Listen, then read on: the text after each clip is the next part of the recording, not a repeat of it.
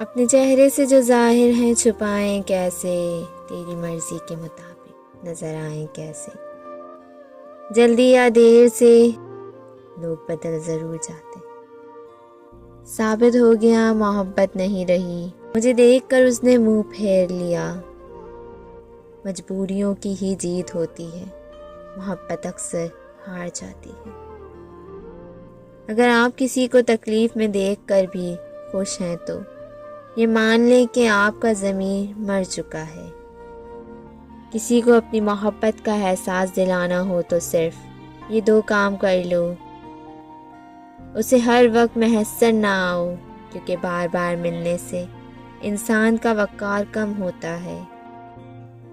Number 2، اس کے ہر غلط فیصلے پہ اسے ٹوکو۔ ایسا کرنے سے یہ احساس اس میں پیدا ہوگا کہ تم ہی اس کی بھلائی چاہتے ہو۔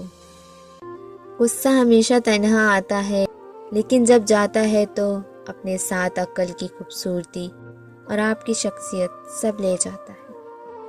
انسان ایک ایسا غافل منصوب ساز ہے کہ وہ اپنے منصوبوں میں کبھی موت کو شامل نہیں کرتا۔ انسان سب کچھ نقل کر سکتا ہے سوائے نصیب اور قسمت کے۔ عقل مندی کو پہچاننے کی ایک نشانی یہ بھی ہے کہ عقل مند ہمیشہ کم بولتا ہے۔ لوگوں کو دوسروں کو نیچا دکھانے کا شوق اس لیے بھی ہوتا ہے کیونکہ ان کی خود اونچا ہونے کی اوقات نہیں ہوتی۔ بات ہمیشہ ان لوگوں سے کریں جو آپ کو سمجھیں اور پہچانیں، جو آپ کی ناقدری کریں۔ ان سے بول کر اپنا وقت ضائع نہ کریں۔ کسی کی شخصیت میں خامیوں کی کیلیں اس طرح ٹھوکیں کہ ساری زندگی ان زخموں کی مرہم پٹی کرتا رہے۔ آپ چاہیں کتنا بھی اچھا لباس زیب تن کر لیں، لیکن آپ کا لباس آپ کے کردار کو کبھی نہیں چھپا سکتا۔